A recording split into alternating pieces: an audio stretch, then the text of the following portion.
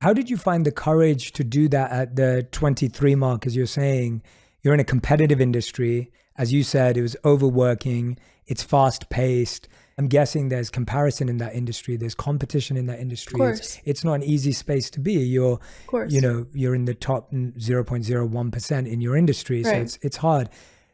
And the reason I ask this is because I work with so many people in this space, and to have the courage to say, no, I know that if I sort this out, then all of this is going to be just fine. That actually takes more courage than we recognize. We realize that when you have nothing, then there's nothing to lose. You can actually have a lot of courage. Right. But when you have everything and there's everything to lose, and a lot of the time, at least what I've heard in town is, older managers and agents, and I'm not saying you have any of this, but people that I know will be told, well, hey, if you don't do this, like, you'll be forgotten next year, or, your career's only going to last another 6 months. How did you have that courage to say, no, I need to do this?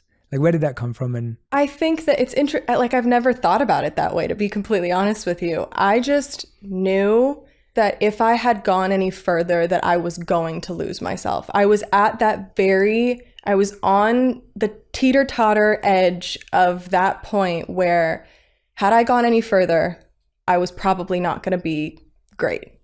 It was so important to me to feel good that I just knew that it was something that I had to do. And I can't say, like, you're absolutely right. Like, there were so many people around me that had told me not to say no, and told me not to say no, told me not to stop. I fought my way out of it a little bit because there were people that had worked for me that, didn't want me to stop because it might have benefited them. Of course. But I got to that point and I just knew I had to do it. And I don't know. I don't know how to explain it, I guess. Yeah. It was just such an unbelievable sensation that I had, where I knew that if I do this, I'm going to be better for everyone. And I'm going to be better for myself, which means I'm going to be better for the people around me. And I have to do this. And so it wasn't really, I want to be able to live with happiness. God forbid any of this ever went away. And I think that was a big moment for me of being like, I'm going to be okay if I don't get this job tomorrow. And I'm going to be okay if I don't get that job in a month. If I have to take this time to do whatever, things will come. Everything's going to work out the way it's supposed to. And I had to trust that. So. Yeah.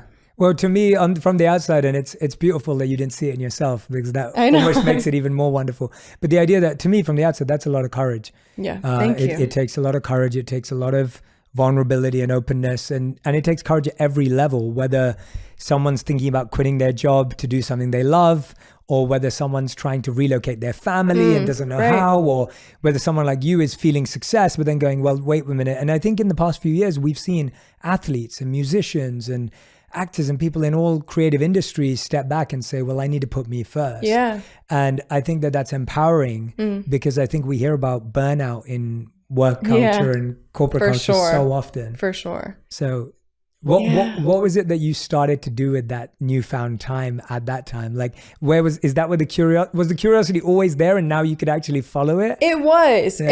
It was always there. And I had a lot of people coming to me telling me about meditation and how it changed their life, and therapy, and so many different things. And I was a bit overwhelmed because I was like, oh my God, what if this is going to suit me? I think it's a very personal experience. I think everybody has a very different version of all of that stuff.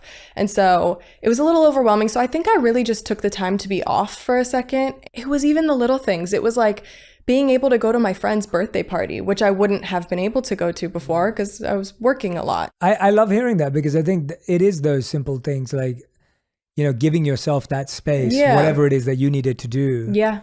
When you needed it. And like you said, sometimes it's like, that's when all the subscribe buttons come up in front of you, and it's like, try this and try this. And it's like, well, no, let me just take my time. And it was also, now that I think about it, 23, I'm 26. I've had my horse so around that time is when I bought the horse that I have now, who is my, like, I jump her, and I have 2 other horses, but they're like retired. So I don't really ride them the same way I ride her. So yeah, I guess it was around that time too that I was like, I'm going to do this because I love this. And like, I want to get back into it. And this is what I've loved my whole life. So it was around that time that I feel like all of that started happening, and I bought my horse, and I like started taking more time for things that made me really happy. Yeah. What I'm noticing in you and observing, or at least from just Oh these. God. No, in a good way. In a good way. It's all good. I was just saying, it's like, it feels like no matter what's happening in your orbit, there's this pillar of belief that it's important to be happy. Yeah. Like, that's like this core center belief in your life where it's like, sure. It's important to be happy. It's important to be happy. That has to be the goal. For sure. And, it's not always easy. We live in such an interesting industry and in such an interesting time with social media that it can be very hard sometimes. You can fall victim to so many things that don't serve you and that don't make you happy.